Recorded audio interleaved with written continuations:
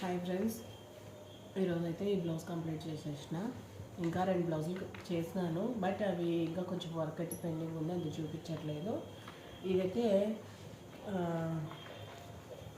ఈ వర్క్ని ఏమంటారు నాకైతే తెలియదండి. క్లాత్ అయితే ఇలా వచ్చింది. కస్టమర్ ఇలా క్లాత్ వేసిచ్చినారు. ఈ పైపింగ్, వైట్ పైపింగ్ అన్నది సెట్ చేసి ఇలా కొట్టేసినాను. ఇవి ప్లెయిన్గా రావడం అంటే దీనికి సైడ్కి ఒక బార్డర్ ప్లెయిన్గా వచ్చింది, అది కట్ చేసి ఇలా ట్యాగ్స్ అయితే తయారు చేసినాను.